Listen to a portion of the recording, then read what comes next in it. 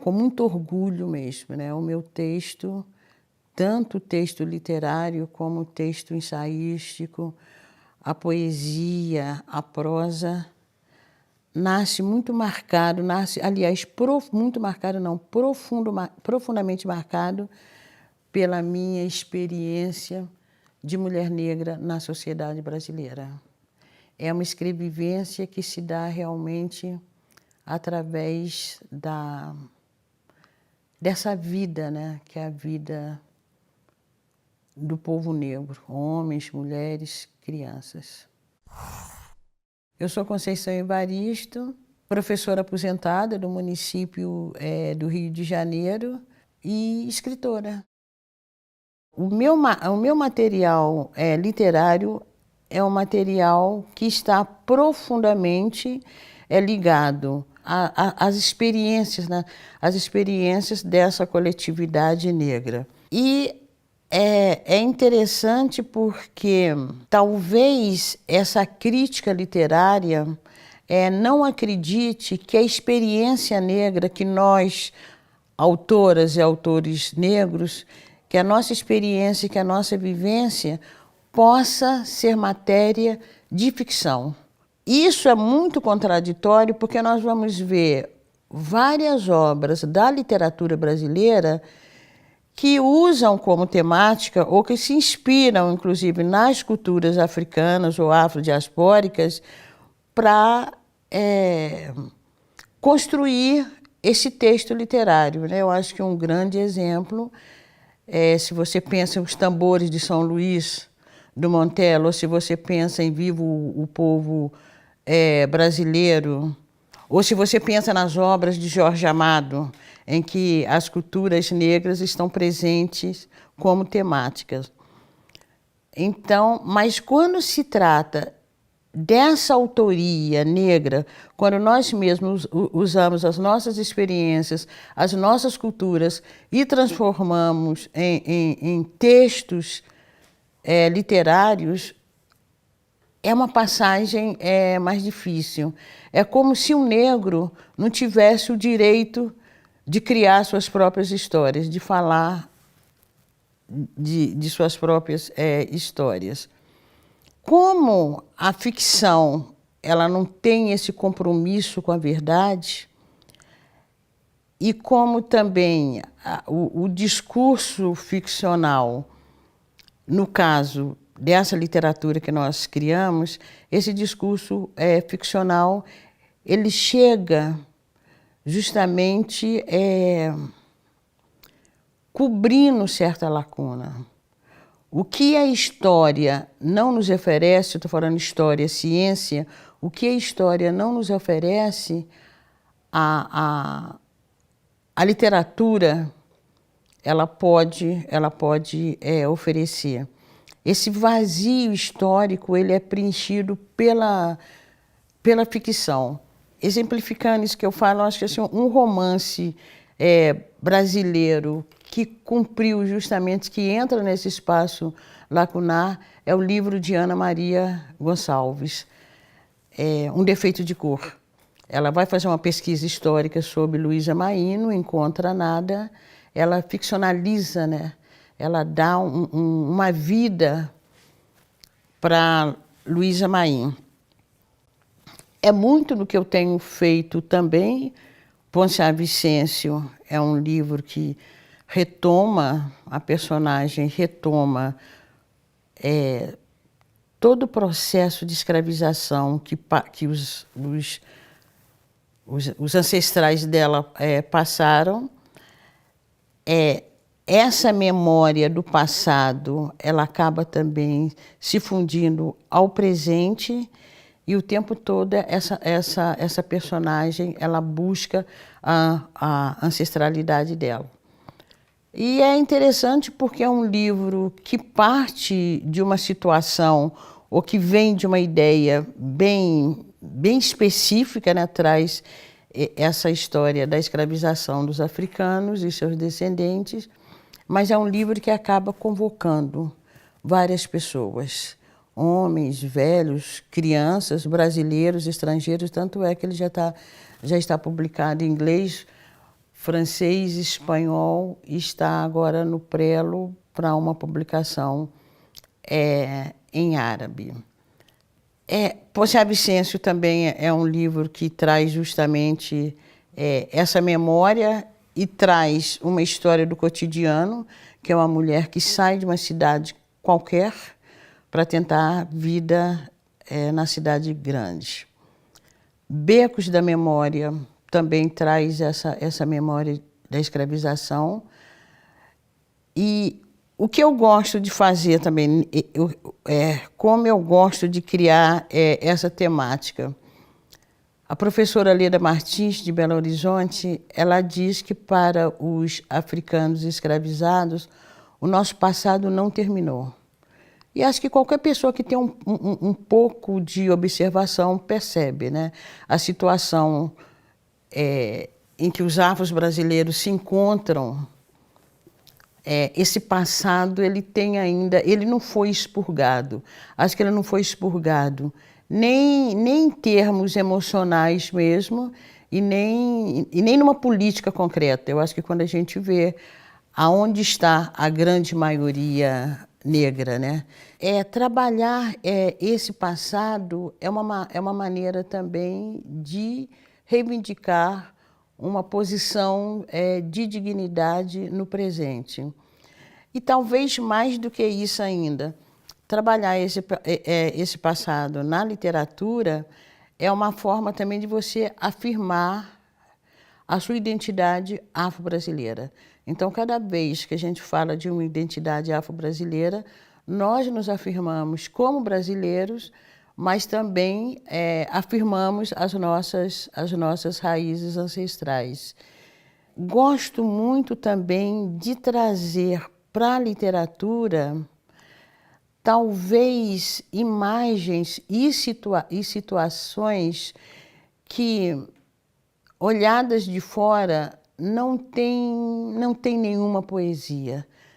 Ora, a maneira como você descreve esse fato, a maneira como você trabalha esse fato, a maneira como você constrói a personagem, inclusive, e a maneira como você usa a linguagem, você pode fazer desse fato extremamente cruel, você pode construir ele de tal forma que você humaniza, inclusive humaniza o próprio, vou dizer entre aspas, o próprio marginal.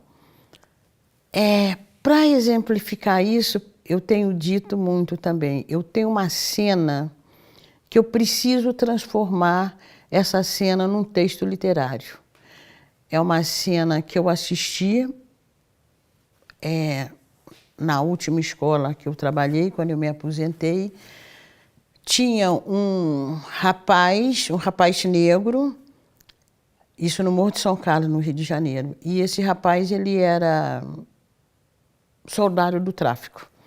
Ele estava em pé, na postura mesmo de sentinela, com a metralhadora atravessada no peito. E ali de plantão.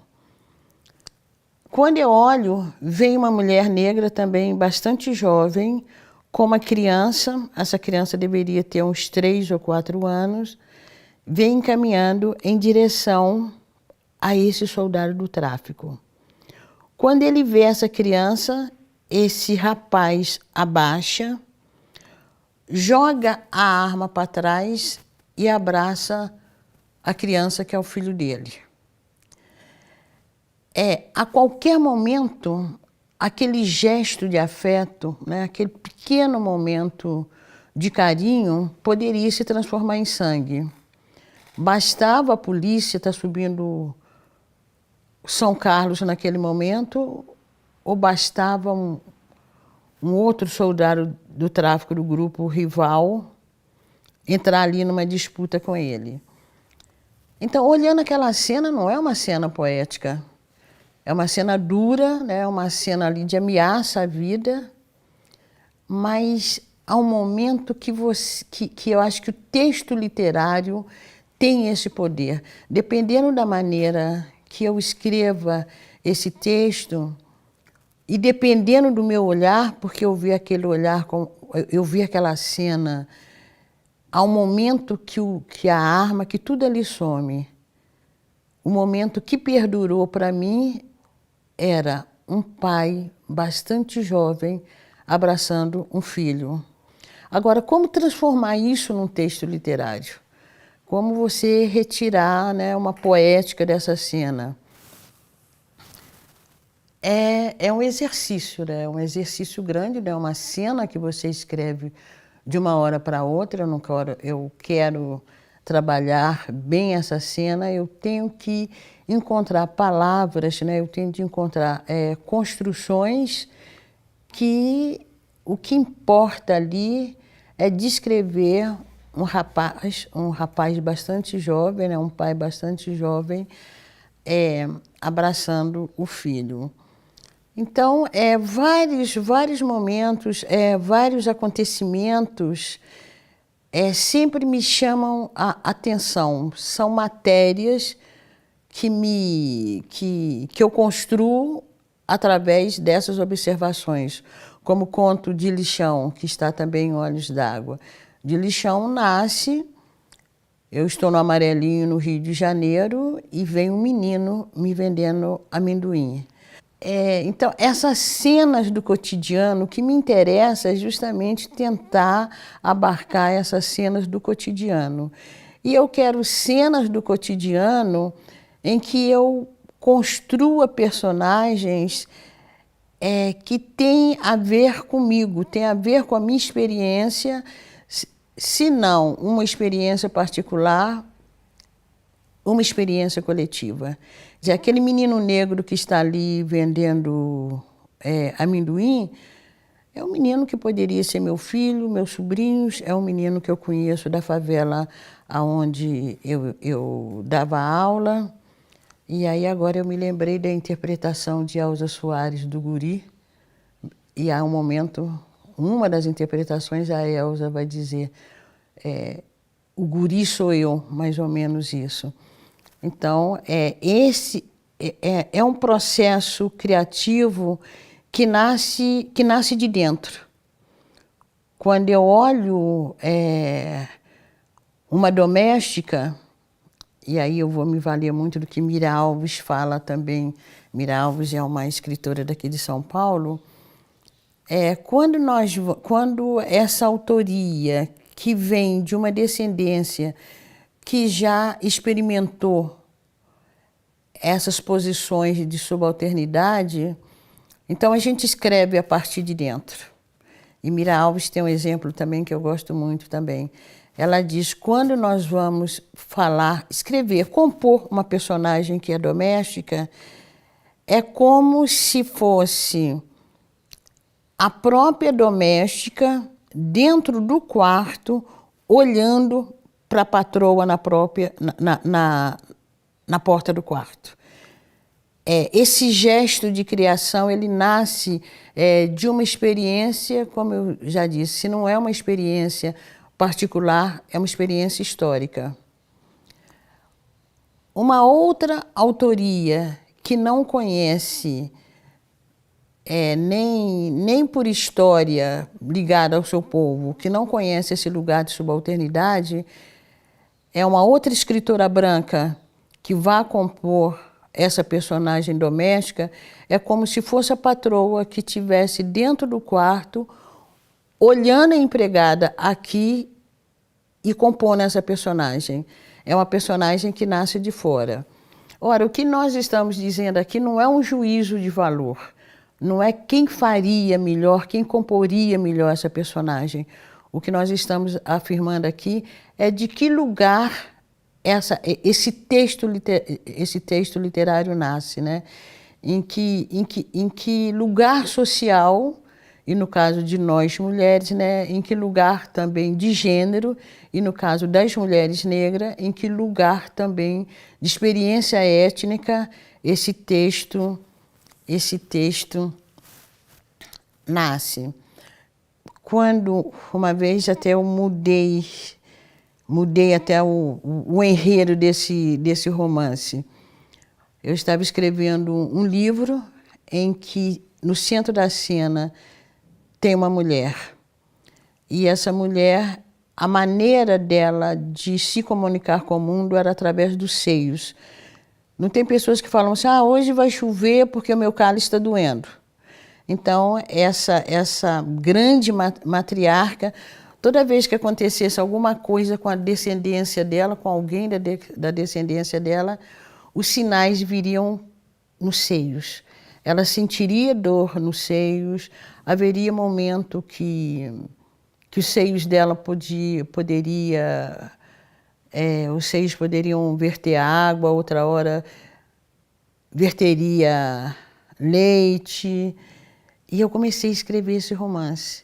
Eu comecei a sentir dores nos seios. Aí eu mudei o rumo da prosa. Esse romance ficou vários anos esquecido. Quando eu retomei esse romance, tem essa mulher no centro da cena, mas eu não vou brincar com os seios dessa personagem, não. Fiquei com receio, realmente. Belisa, quando eu estava escrevendo também Belisa, a cena que ela apanha do marido dela, e graças a Deus eu nunca apanhei de homem nenhum, nem de marido, nem de pai, nem nada, mas a cena que essa mulher está sendo esbofeteada pelo marido, eu escrevo essa cena chorando, a momento de uma tensão, de uma amargura tão grande que eu tenho que levantar, respirar um pouco e voltar e escrever a cena. Desse processo criativo, né, dessa maturação de um texto que pode começar hoje, ficar abandonado e eu retomar esse texto daqui 2, 3 anos. Eu nunca escrevo muito rápido. De modo geral, só tive um livro que eu escrevi muito rápido, que foi Em Submissas Lágrimas de Mulheres.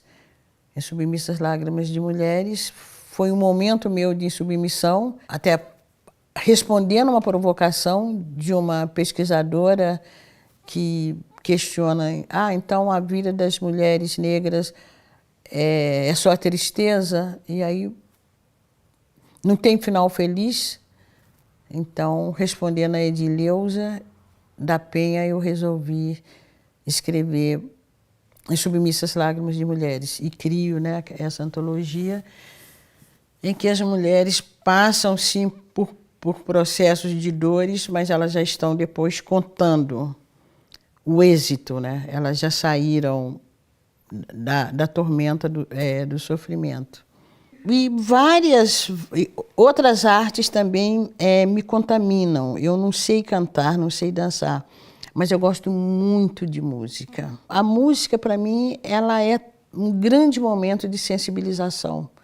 Escutar uma música, determinadas cantoras, determinadas vozes. Por exemplo, eu amo Nina Simone. Muitas vezes eu escrevo escutando Nina Simone.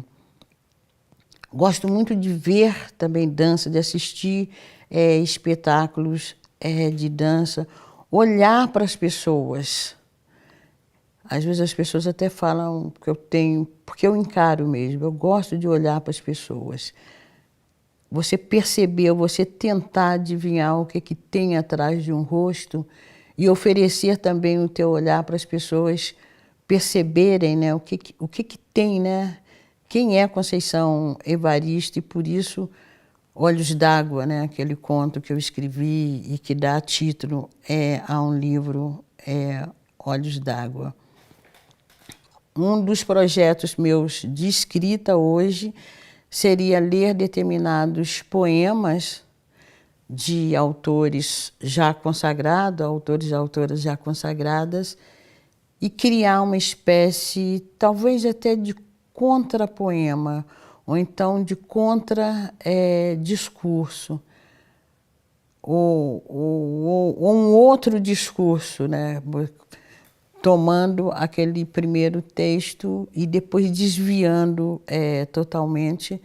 Já fiz algumas experiências nesse sentido, quando eu dialogo Carolina Maria de Jesus com Clarice Lispector, quando eu removo a pedra do meio do caminho, né, com Águas, dialogando com Carlos Drummond de Andrade, quando recordar é preciso e não navegar de Fernando Pessoa ou do lema português.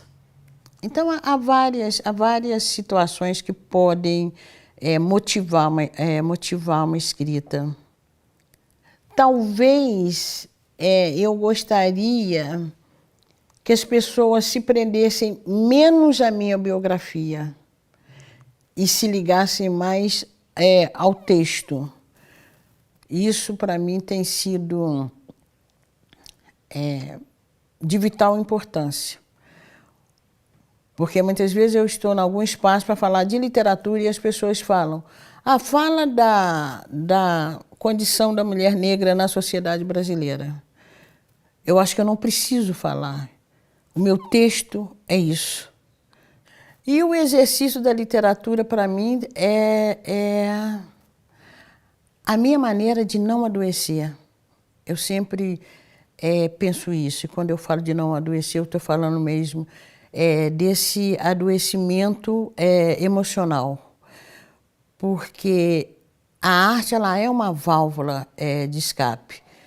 E a literatura, para mim, essa criação é a possibilidade que eu tenho de sair de mim mesma, de indagar o mundo, de inventar, né, um outro mundo, de apresentar a minha discordância com esse mundo.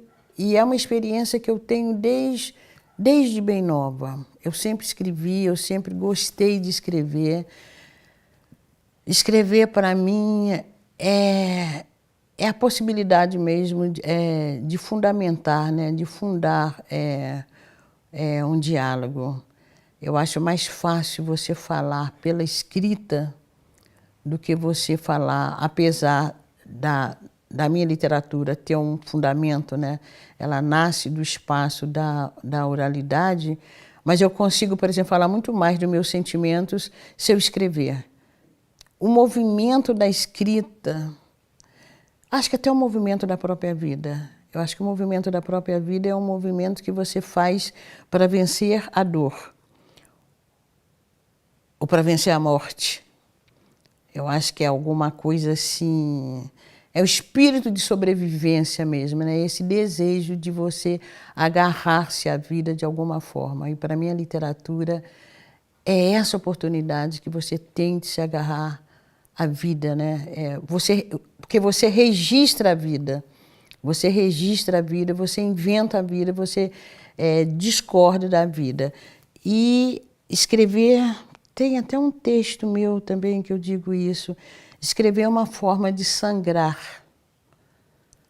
Porque porque é uma forma de sangrar mesmo. E a vida é uma sangria desatada, né?